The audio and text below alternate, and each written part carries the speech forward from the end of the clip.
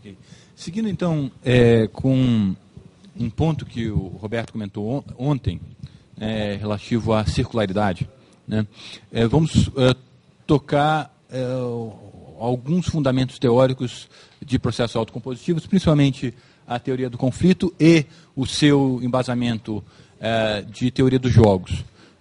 A ideia de e não tem como falarmos, e acho que todos vão entender bem porquê, não tem como falarmos em autocomposição sem apresentarmos o marco teórico, ou a fundamentação teórica desses modelos. A ideia principal, e naturalmente escolas distintas seguem orientações distintas, mas predominantemente se usa a teoria dos jogos como um dos fundamentos. A teoria dos jogos é definida como um ramo da matemática aplicada ou da economia, tá, que estuda situações estratégicas em que participantes se engajam em um processo de análise de decisões, baseando-se predominantemente na sua conduta na expectativa de comportamento da pessoa com quem se interage. A ideia de teoria dos jogos o meu comportamento é baseado no que eu espero que a pessoa com quem eu vou interagir vai se comportar. Então, como num jogo de xadrez, se eu sei que o Roberto gosta de jogar com os bispos, né, ele joga bem com combinação de bispos, eu vou atacar os bispos dele em primeiro lugar. Eu vou colocá-lo em uma posição defensiva para que ele, naturalmente, tenha que usar uma outra estratégia. O ponto de teoria dos jogos é realmente o meu comportamento se baseia no comportamento da outra pessoa.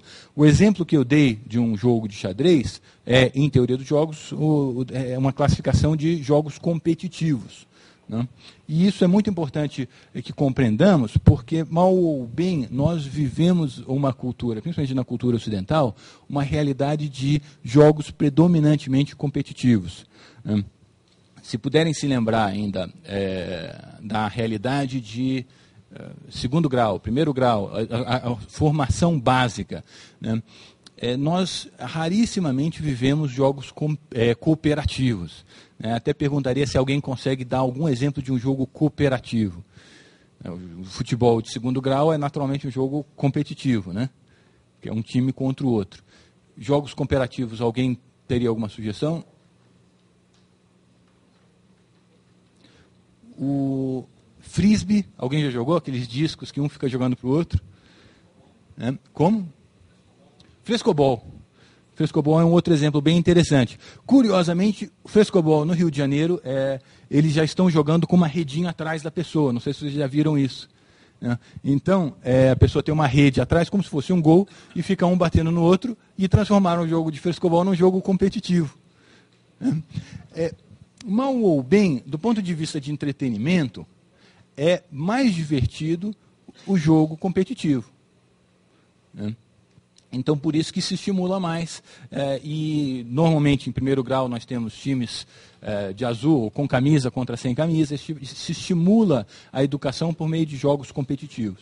Bom, na teoria dos jogos, a importância da teoria dos jogos na teoria de autocomposição decorre da chamada também teoria de decisões, ou teoria de tomada de decisões, que por sua vez é a área de estudos que analisa como as decisões mais eficientes podem ser alcançadas.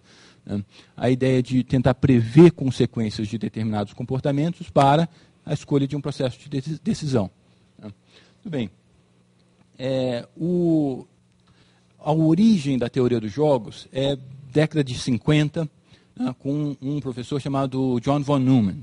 Na verdade, o nome americanizado dele, ele é austríaco, que se naturalizou norte-americano, e a proposta foi desenvolver uma nova orientação para políticas públicas internacionais.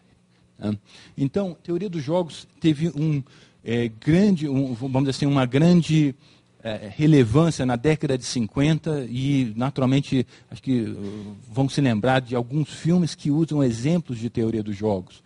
Um deles é aquele Rebelde Sem Causa, em que o James Dean e um outro dirigem contra um desfiladeiro, um penhasco. E a ideia dessa dinâmica é quem desiste primeiro perde, quem permanece no carro e freia lá no final ganha, e se os dois caem, naturalmente, não precisamos nem considerar isso. Mas a proposta de teoria dos jogos é, naquela época, década de 50, se alguém se posicionasse de maneira muito firme, provavelmente a outra pessoa desistiria. Então, eu comento sempre com alunos de faculdade que, dentro dessa ideia de teoria dos jogos, o chamado jogo do medroso, que é esse que o James Dean correu, entrou no carro e saiu para ver quem desistia mais cedo, né? Se a pessoa entra fingindo que está deprimido e dizendo, não, dessa vez eu vou ganhar nem que eu morra, né? Ele está se comportando de uma maneira a induzir o comportamento da outra pessoa, né? Se eventualmente uma pessoa entra e vira uma garrafa de vodka ou de whisky ali na frente, a pessoa vai praticar aquele jogo do medroso com uma pessoa que sabe que está embriagada, ele vai falar, olha, ele vai fazer bobagem, logo eu vou frear mais cedo. Então, na década de 50, se usava muito a teoria dos jogos como uma maneira de se estabelecer uma forma de negociar com a outra parte. Normalmente era uma forma opressiva. O melhor exemplo de políticas internacionais, saindo um pouco de cinema, é a crise cubana de 62, a crise de mísseis, em que Kennedy, o que ele fez? Ele falou, olha, esses mísseis não vão para a ilha de Cuba. Né? Não vão. E ele colocou toda a frota armada com arsenal nuclear no ar. Então, ele disse, se colocarem um míssil em Cuba, nós vamos atacar e considerar isso como um ato de guerra. Independentemente do fato de, na Alemanha ocidental, haver mísseis com alcance até Moscou. Né?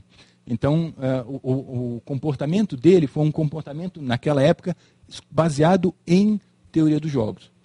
Né? E, naturalmente, do ponto de vista de política internacional, acabou dando certo, mas a grande crítica que se fazia, e quem gosta de sociologia vê na orientação habermasiana, que a crítica que se faz à teoria dos jogos nessa modalidade é que ela induz um comportamento muito destrutivo. A tendência é cada vez mais as pessoas se posicionarem de uma maneira mais radical para, entre aspas, ganhar o jogo. Bom, o modelo ainda dessa época era o chamado dilema do prisioneiro. Pelo dilema do prisioneiro, dois pesquisadores da Fundação RAND, que é uma fundação de pesquisa para justiça e processo civil nos Estados Unidos, dois pesquisadores apresentaram esse seguinte modelo. O contexto é, duas pessoas são pegas saindo de uma joalheria. Estou mudando um pouquinho. Se os dois saíram da joalheria, jogaram um saco de joias no chão, estavam de luvas, jogaram fora as luvas e foram pegos por policiais, levados para a delegacia, foram postos em salas separadas. Nas salas separadas, o delegado virou e falou, olha, eu conheço o promotor, né, e o promotor está disposto a fechar um acordo, né, com quem cooperar com esse processo. Né. Então ele virou e falou assim, se vocês dois confessarem, né, vão ser ambos condenados a 2 anos de prisão. Né. Agora, se ele não fala nada, entram os advogados e os advogados falam, não, se os dois se calarem, né, os dois que se calarem vão pegar 1 ano de prisão cada um. Então tem a opção, os dois falam, os dois pegam 2 anos de prisão, os dois se calam, os dois pegam 1 ano de prisão. E aí os advogados que se encontram também em salas separadas, cada um com o seu cliente, e os seus clientes estão incomunicáveis, ok? Os dois advogados falam, agora tem um problema. Se o réu A se calar e o réu B confessar, tá? Ou melhor, o réu A se calar e o réu B trair, A é condenado a 5 anos e B, por ter cooperado com a polícia e traído o colega de crime, né, é absolvido.